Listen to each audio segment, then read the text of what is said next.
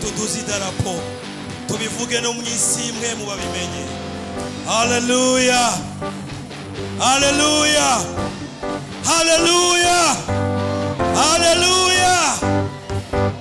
Nagomba umuntu yicaye avyaguruke no mwisi imwe mu babimenye, naho babimenye kenshi.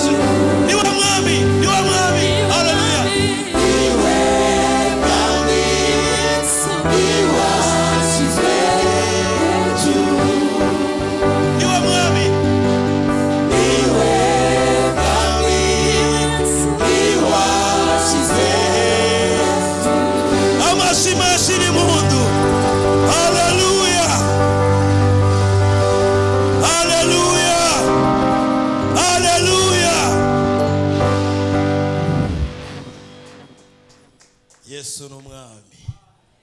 Hari abantu batavyumva. Yesu n'umwami.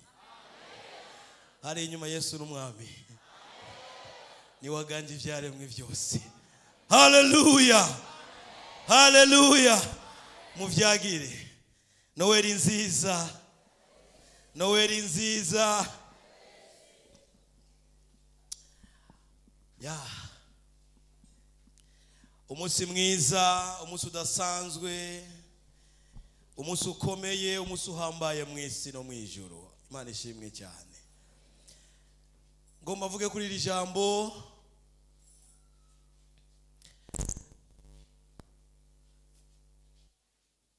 Mwe muyera yampaye rivuga ngo Yesu n'umwami. Imana ihabwe icyubahiro. Yesu n'umwami. Naho kwibagira ibindi byose, ngomba nongere kandi kukwibutsa ko Yesu ari umwami. Amen. Kubiririmba, kubivuga, kubisigura, ivyo vyose birarutwa. Woba waravyigishijwe, woba warabitahuye uko, woba warabimenye uko, ariko nagomba ndakubwire ikintu kidasanzwe, kuko biratangaje ingene abantu bitwa abakizwa cyangwa abakristo usanga hari ibyo tuzi gusa nk'imirongo yo gufata mu mutwe, nk'amajambo yo gufata mu mutwe, nk'ibintu vyoroshe kuririmba no kuvuga, ariko kandi bigumye gushira mu ngiro. Kuririmba ngo Yesu n'umwami, Yesu araganje, kubisigura uri ngaho kwa rutara ati Yesu n'umwami, Yesu araganje, muri serire ukabivuga, muri quartier ukabivuga, aho wiga ukabivuga, aho ukora ukabivuga. Ivyo vyose birarutwa, ariko nagomba ndakubwire ngo Yesu n'umwami. Haleluya, haleluya.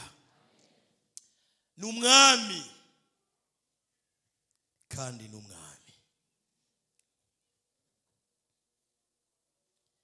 Abanyabwenge b'inyenyeri barabonye inyenyeri yiwe. Iyo havuzwe abanyabwenge cyangwa umunyabwenge n'umuntu aba afise impamyabushobozi muri ivyo bintu,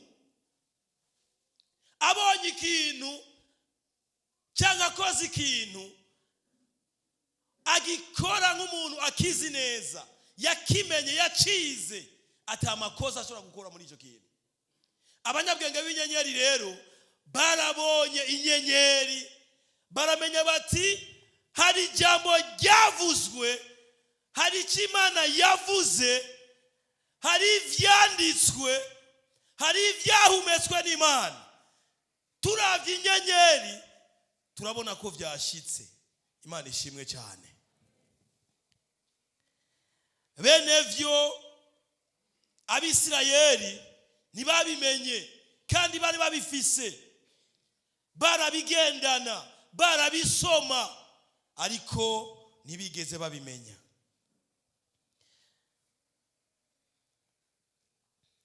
Umukozi w'Imana Arnaud yatubwiye amajambo meza ari mu butumwa bwiza bwa Yohana igice cya mbere, avuga ngo ubwa mbere na mbere jambo yariho, kandi jambo yahoranye n'Imana, kandi iyo jambo yari Imana. Mu vyaremwe vyose nta kintu na kimwe kitaremwe nawe, vyose vyaremwe nawe. Kandi usomye amajambo urabona ko yaje mu biwe, aza mu vyiwe, ariko ngo abiwe ntibamwakiriye.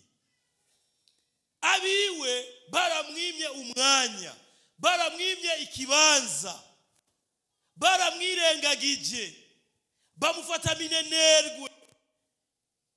Ariko kandi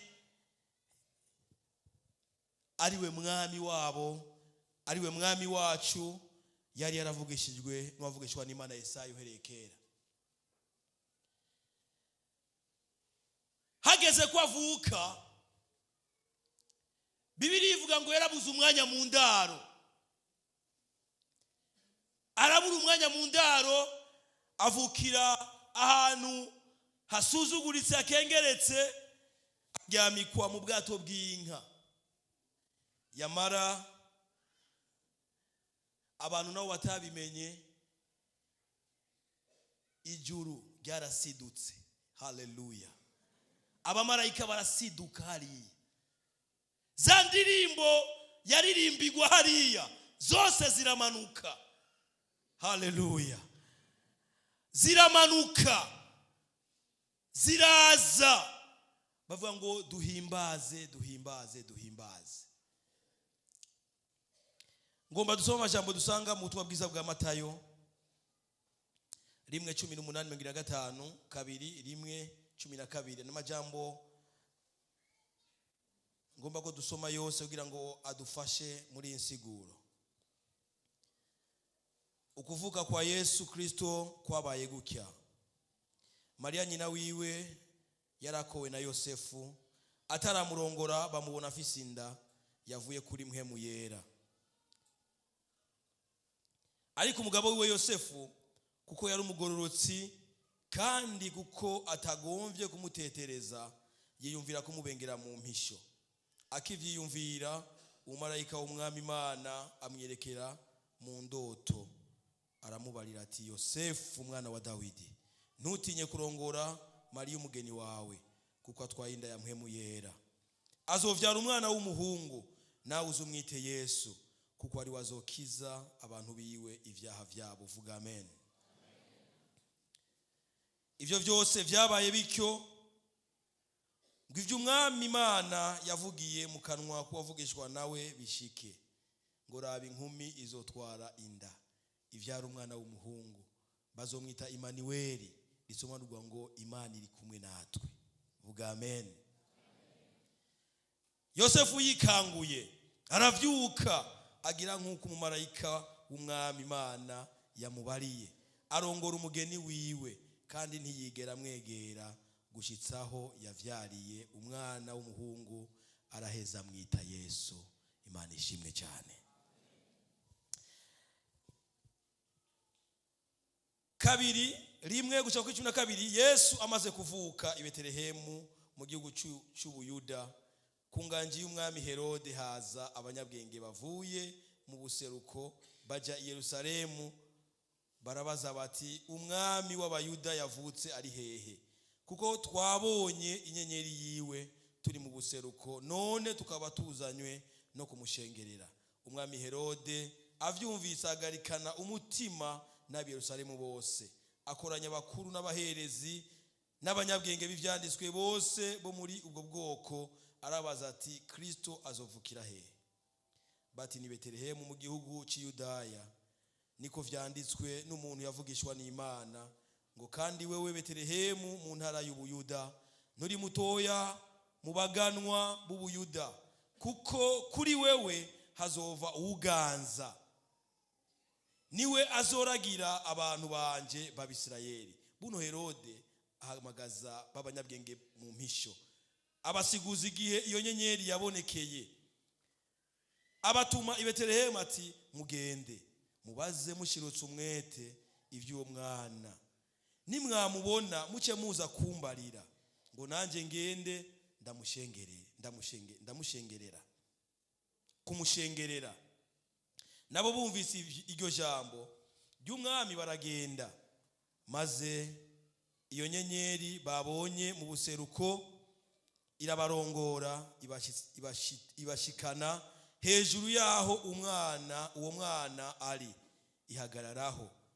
Babonye iyo nyenyeri buzura umunezero mwinshi cyane.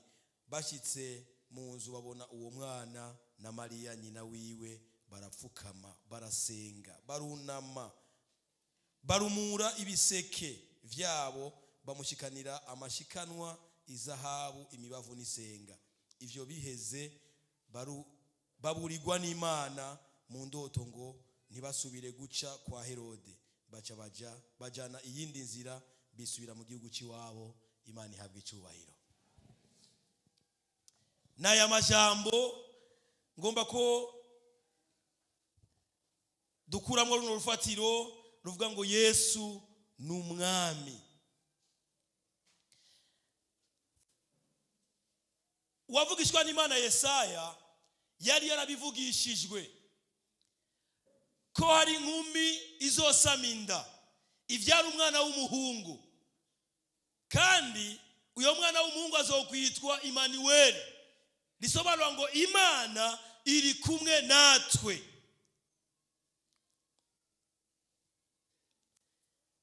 Ngo kandi Betelehemu nuri muto mu ntara ya Yuda, uko muri wewe hazova uganza. Imana ishimwe cyane. Ibi vyari vyaravuzwe, kandi abanyabwenge b'ivyanditswe n'abafarisayo bari barabimenye, bari babifise. Undi munsi rero Imana ishitsa ijambo ryayo kugira ngo noneho ubwami bwayo ukuganza kwayo kururuke mu bantu, kubane n'abantu. Mariya yari inkumi kowe. Bibiliya ivuga ngo ntiyari bwamenye icyitwa umugabo, yari yarigumije. Bibiliya iramushingira intahe, kuko Bibiliya bamaraya yabita bamaraya. Murazi barahabu, ntitinya kuvuga ngo Rahabu maraya. Hageze kuri Mariya iravuga ngo Mariya inkumi. Haleluya, Imana ishimwe cyane. Imana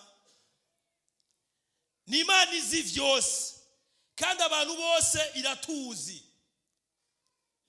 Ntaho wonyegerera Imana, ntaho nonyegerera Imana. Imana iratuzi, turayigaragarira. Maraya iramuzi ko ari maraya, inkumi irayizi ko ari inkumi.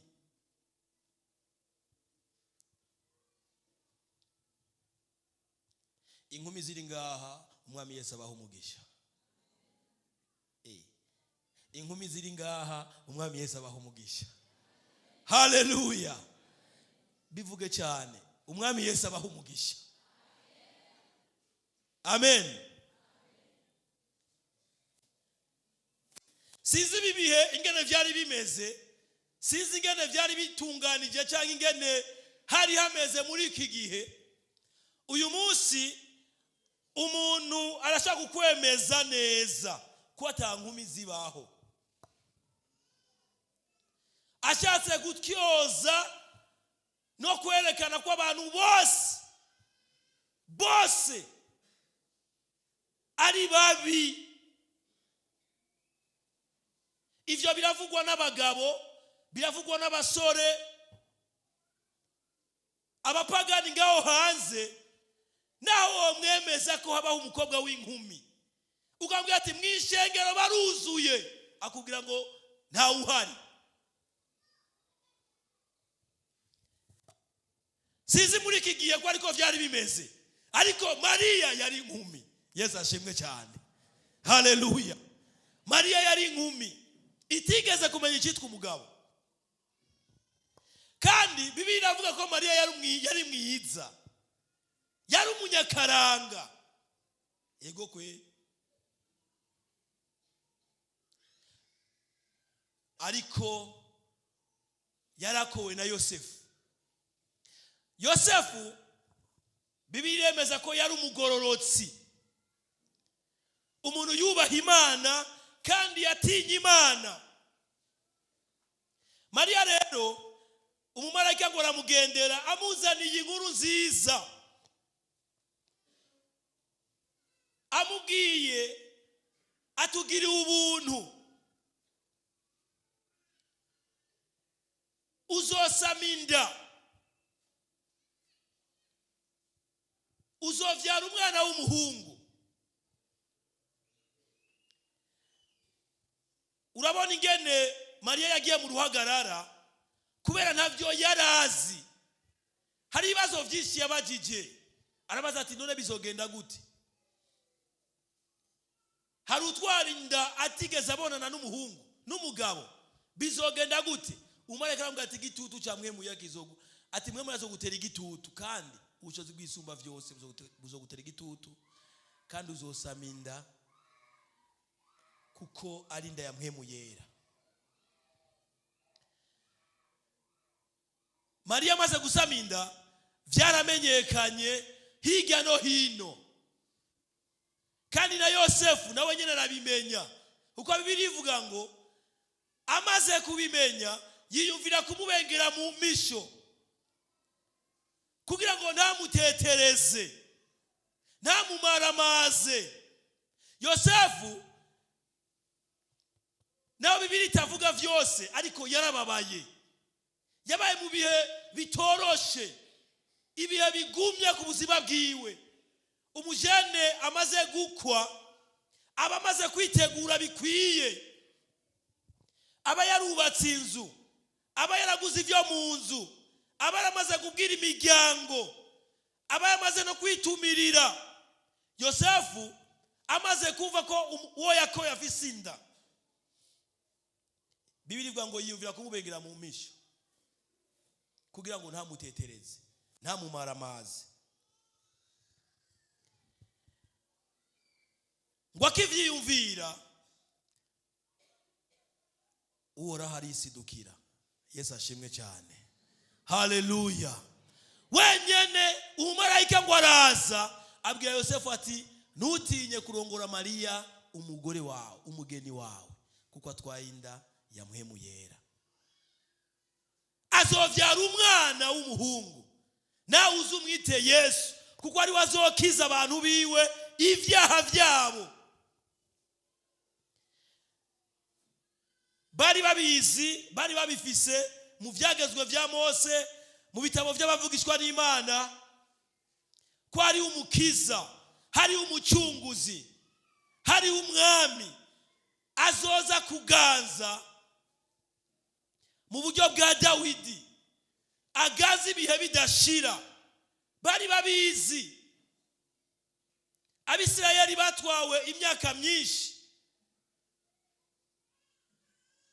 bari mu kajagari, bari mu magorwa, bari mu bibazo, yamara bari biteze Mesiya, umwana w'Imana, ko ari wazoza kuganza.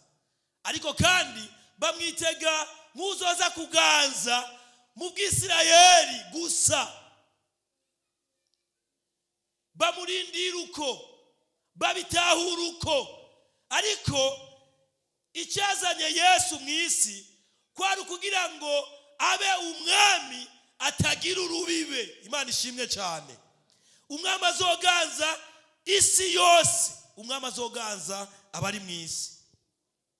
Avutse rero Herode yarabimenye, kuko abanyabwenge b'inyenyeri baraje, bashitse i Yerusalemu, baravuga bati hari inyenyeri twabonye, kandi hari umwami w'Abayuda yavutse. Bene data, iperereza niritanguye uno munsi. Bugi iperereza ryatanguye kera cyane. Bakibivuga, Bibiri ivuga ngo abi Yerusalemu barahagarika umutima. Abanyabwenge b'inyenyeri bakanguka, bisanga bari imbere ya Herode. Bari imbere ya Herode. Muca mwibaza, mbega yari inzira?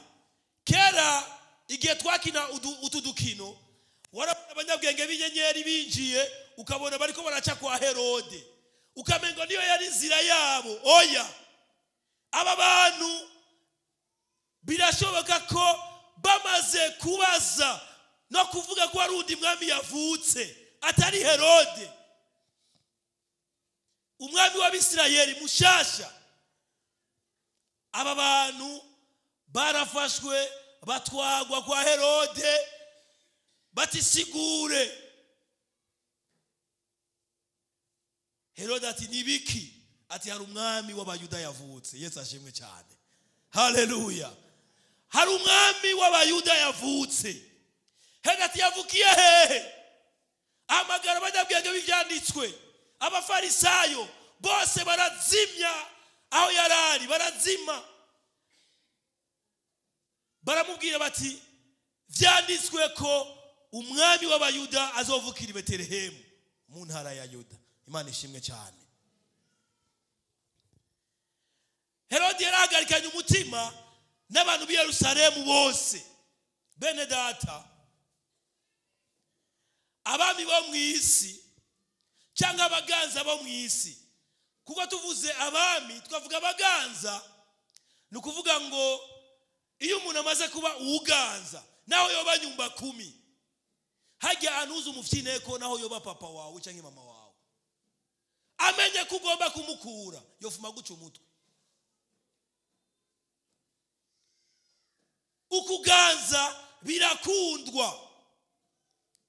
Ukuganza abantu barabigomba, barabishaka, kandi iyo umuntu aganje arifuza ko atawundi yo musimbura. ariko naho yoramba gute, naho batomusimbura, naho batomukura, akagumaho, hari ikintu kizomukura, kuko umuntu n'umuntu ategezwa gupfa. Imana itubabarire cyane. Amen. Herode ahagarika umutima. Herode ati karabaye, ibyanje biraheze, hari undi mwami yavutse agiye kunkura, ari jewe umwami. Ati ntibishoboka. Ariko Yesu ntiyaraje kumukura, hari uwo yaraje gukura. Yesu ashimwe cyane. Haleluya, haleluya. Yesu ntiyaraje gukura Herode, oya. Yesu ntiyaraje ngo atware igihugu cy'Isirayeli kimwe, oya. Yesu yaraje gukura ku ngoma icyaha, yaraje gukura ku ngoma Satani n'abadayimoni. Vuga amen.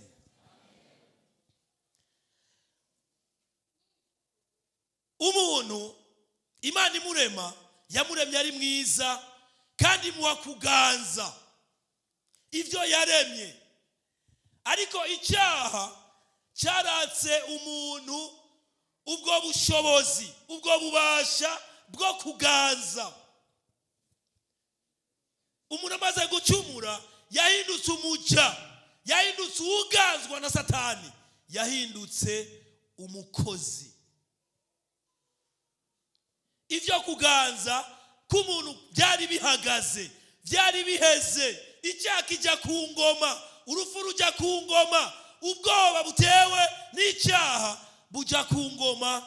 Kandi nk'uko umukozi w'Imana Paulo avyandika mu gitabo mu cyo yandikiye Abaroma 5 kuva kuri 12 gushika kuri 21, urabona ko icyaha cyagiye ku ngoma kizanywe na Adamu, kandi urupfu rukazanwa n'icyaha. Bibiri bivuga ngo abantu bose bakoze ibyaha ntibashikira ukugoroka kw'Imana. Ububasha umwana w'umuntu yari afise bwo kuganza arabwakwa kubera icyaha. Yesu rero aje, umumarayika akaza kuri Mariya akamubwira tumviriza, uzosama inda. Akabwira Yosefu ati umwana azovuka uzumwite Yesu, kuko ari wazokiza abantu biwe ibyaha byabo. Yaramubwiye ngo noneho niwe aje gukura Satani, niwe aje kwima, niwe amanukanye ingoma n'ubwami bw'Imana mu mitima y'abazomwizera. Imana ihabwe icyubahiro. Yesu n'umwami rero, Yesu n'umwami.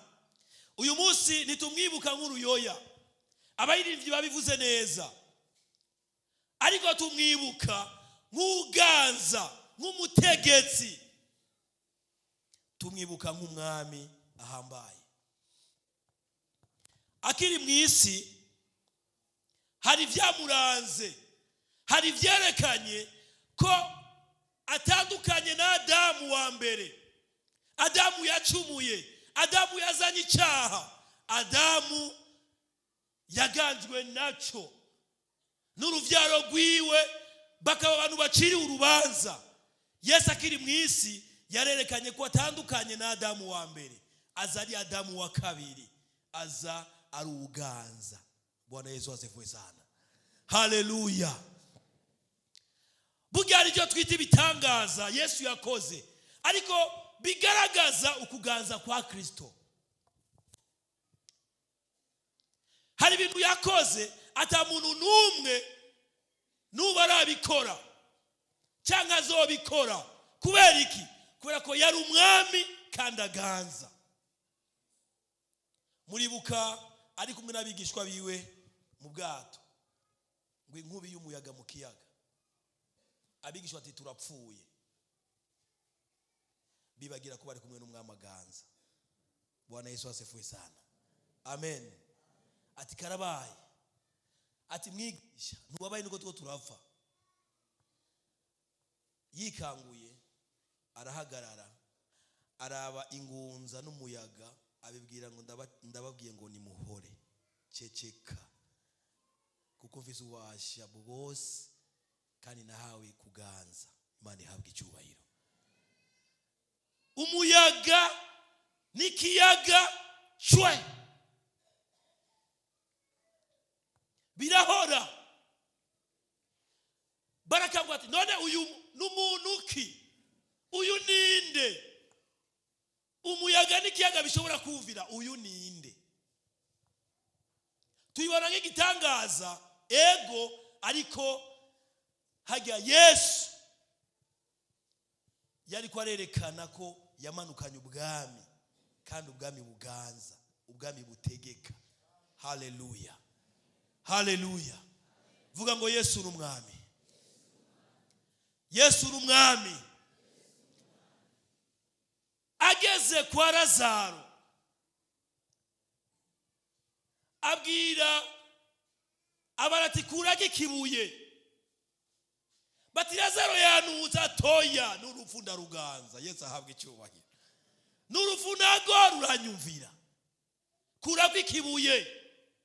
Bakuragwa ikibuye, abwira Lazaro, Lazaro va mu mva. Bibiri ivuga ngo Lazaro ava mu mva, kubera ko uwuganza aramuhamagaye. Imana ishimwe cyane. Haleluya. Akiza ku mwana w'umupfakazi agiye guhambwa mu gisagara cy'Inayini, abantu bariko bararira baboroga. Uyo mupfakazi ko yaragafise ari kamwe, Yesu arabahagarika ngo akora ku kigagara, abwira akana ngo vyuka. Akana kari vyukira, kubera n'umwami aganza. Imana ishimwe cyane.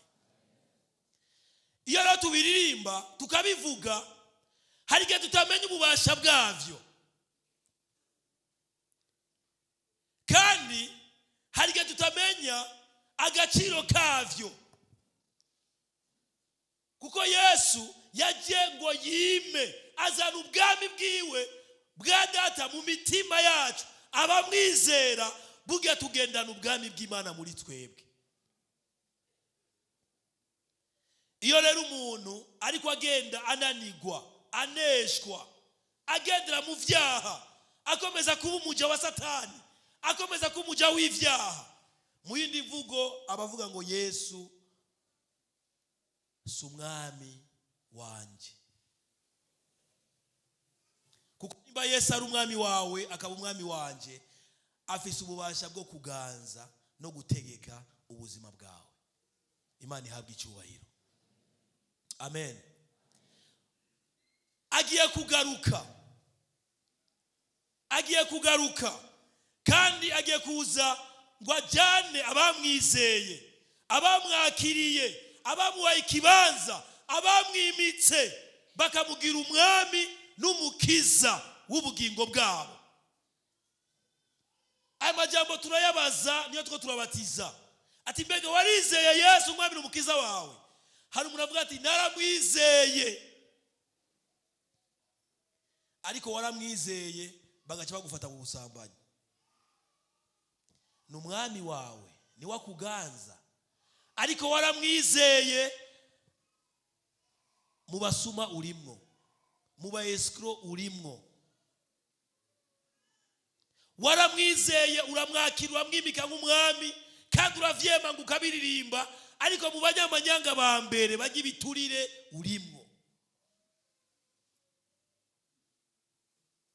Kandi ivyo je wari kintu cy'amakintangaza, bugiye umuntu ari umunyavyaha ntibikenewe ko hazi vyabona. Buge wowe uriyizi ko uri umunyavyaha, nta bindi. Nivyo sivyo, nivyo sivyo. Nimba Yesu ari umwami, mu by'ukuri aganje ubuzima bwawe, ugendera muri we, urongorwa nawe, buge urabizi. Ariko kandi nimba ubiririmba ku munwa gusa, ubivuga ku munwa gusa, buge nawe nyene urabizi. Duhagarike kuririmba ngo Yesu n'umwami kandi atari umwami. Duhagarike kubivuga, hagarika no kubisenga, mu gihe uzi ko ubuzima bwawe buri munsi y'ububasha bw'abadayimoni na Satani n'uburongozi bw'abadayimoni. wowe uriyizi. Ntihakenewe kubaza ibyabona ngo haze naka ngo yarambonye. Oya, wewe uriyizi, urazi neza ubuzima bwawe ko Yesu ari waburongoye nk'umwami, ari wabugiye imbere nk'umwami, ari wabutegeka nk'umwami. Kandi urabizi neza ko yakuye Satani ku ngoma mu buzima bwawe akima. Cyangwa urabizi neza ko Satani akira umwami mu buzima bwawe. Imana itubabarire cyane. Herode ati uyo mwami yavutse ninde? Yavukiye he? Nimugende hanyuma muze mugaruke nanje mumbweje kumushengerera. Ariko yagomba ko amwica. Ntiyagomba kuja kumusenga, yagomba ko apfa. Kubera iki? Ntiyagomba ko hari uwundi mwami yoganza. Yavuga ati aranguye amata mu kanwa. Aha biraheze. Aranguye amata mu kanwa. Aho ivyanje birarangiye. Uko niko abaganza b'iyisi bameze. Bamana ubwoba. Ati birarangiye. Karabaye. Agaca atangura guharura ivyo afise, ivyo yarose mukuri n'ivyo atarose mukuri. Ati noneho uwuzoza azobinyaka. Ati ndapfuye. Kugira ngo mukureho nibishoboka. Satani yinjiye muri Herode, aramubwira ati nta wundi mwami ahari atari wewe. Yesu napfe. Ariko Yesu yarazanye ubwami kugira ngo umwizera wese ave mu buja ashigwe mu mwidegemvyo. Nimwanyumvize. Yesu yaje kugira ngo adukure mu buja bw'ibyaha, adukure mu ibohero rya Satani, adushira mu mwidegemvyo tumwizeye. Amashimeshi cyane.